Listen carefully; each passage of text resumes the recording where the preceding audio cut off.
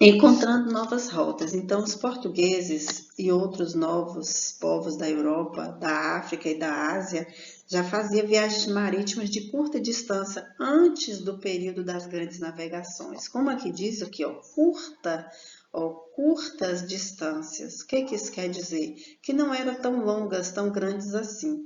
Mas a partir de 1453, as rotas marítimas pelo Mediterrâneo passaram a ser disputada pelos turcos, genoveses e venezianos.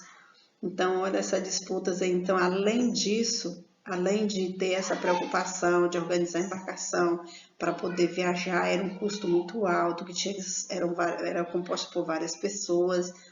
Imagina você ainda ter essa preocupação de disputa de espaço, né? Um mar tão grande, tão imenso. Então, eles fazem essa rota sempre pelo mar Mediterrâneo.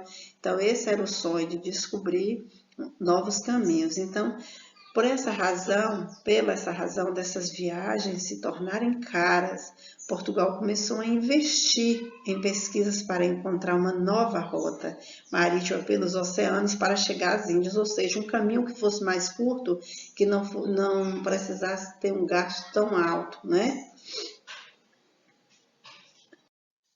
Aqui nós temos encontrando novas rotas. Os navegadores portugueses eles foram bem-sucedidos em suas expedições marítimas na época de grandes navegações. Então, observa algumas rotas que foram feitas aqui, ó, tá vendo? Algumas saídas, nós temos aqui uma bem famosa que é Calicut, que nós vamos conhecer depois, algumas rotas. E aqui mostra, ó, aqui tá pequenininho o nome, mas dá para ver, ó, essa navegação de Fernão de Magalhães nós não estamos falando, mas tem vários aqui, ó. A viagem de Cabral, esse tracinho verde aqui, quando ele saiu de... Epa, voltando. Eita, não quer voltar? Vamos ter que prosseguir aqui. Certo, então quais as principais rotas de navegação de Bartolomeu Dias, Vasco da Gama, Pedro Álvares Cabral, Cristóvão Colombo? Olha só, Bartolomeu Dias foi o primeiro navegador a contornar o extremo sul da África, dando-lhe o nome de Cabo das Tormentas.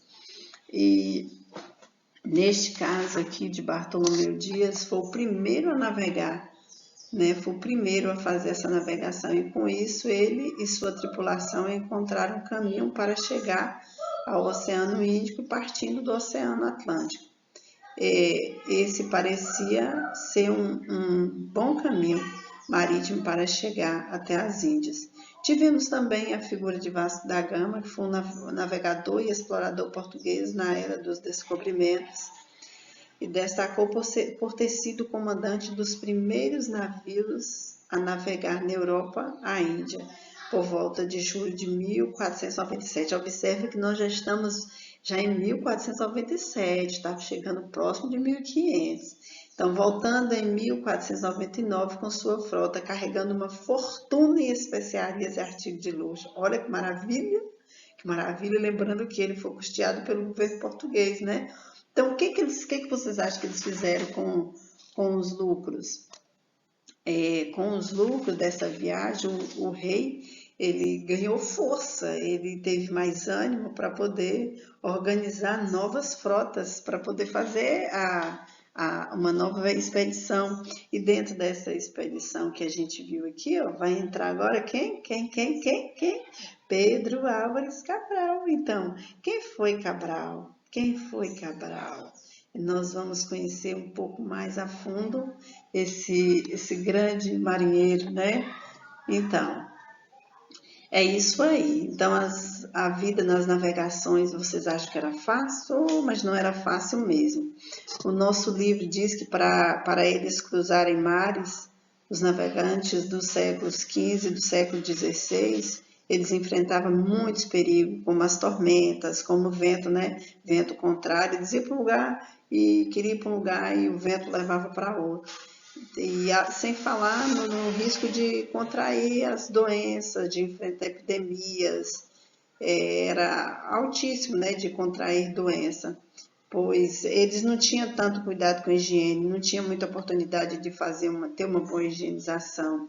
E aí, em relação ao alimento que eu falei há pouco, eles racionalizavam o alimento porque não tinha como comprar alimento, afinal de contas estava no barco.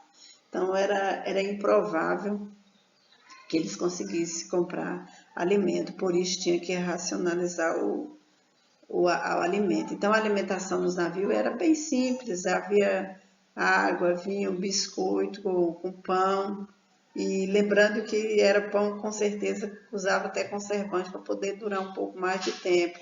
Com certeza eles levavam carne, né, carne seca, pescava também por ali, o peixe salgado, e já poderia também estar levando o peixe salgado, né, para não estragar na viagem. Então é isso. Então a gente imagina só se um deles adoecesse, né? Que situação difícil. Então foram chamadas de verdadeiras grandes, por quê? Vamos finalizar aqui, ó, dizendo por que grandes navegações. Né? Grandes navegações porque foram um investimento muito alto, houve investimento alto nessas viagens, houve muitas vidas envolvidas, financiamento alto, tanto por parte da Espanha quanto de Portugal. Então, com certeza, foram grandes oportunidades aí de ampliar o território deles, de conhecer outros territórios, né? E então, tem uma parte aqui do livro, eu gostaria até de ler, Organização do Trabalho. Havia muito trabalho em alto mar. As viagens marítimas no século XV e no século XVI eram, como vimos, bem longas, demoradas e cheias de perigos. Em cada navio, a autoridade geral ficava a cargo de um capitão. O responsável pelos registros de viagem e por conduzir o navio era chamado de técnico superior, que era o escritor, né? O piloto, ele cuidava da direção do navio, sempre com o auxílio de instrumentos com a bússola e o astrolábio. Os marinheiros eram auxiliares nas embarcações e desempenhavam várias funções ao longo das viagens.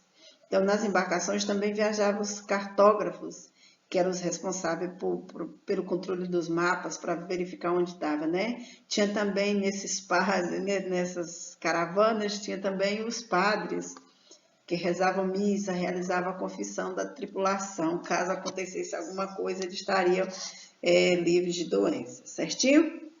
Então, nós vamos prosseguir. Aqui nós temos uma atividade, vocês poderão copiar hoje e procurar respondê-las hoje. E teremos também as atividades que eu vou estar indicando a vocês, que a leitura já foi indicada, começa na página 22, vai 23, 24, 25, e nesse percurso nós vamos até a 26, porque hoje nós teremos 2 aulas de história, então vai até a página 26, e a atividade que vocês forem encontrando, vocês vão respondendo, certinho? Então, meus amores, embarque nessa navegação aí, nessa grande viagem, aproveita, viu? E que Deus abençoe o dia de vocês, que Deus dê sabedoria para podermos continuar a nossa caminhada rumo à vitória, em nome de Jesus. Um grande beijo, abraço e fique com Deus.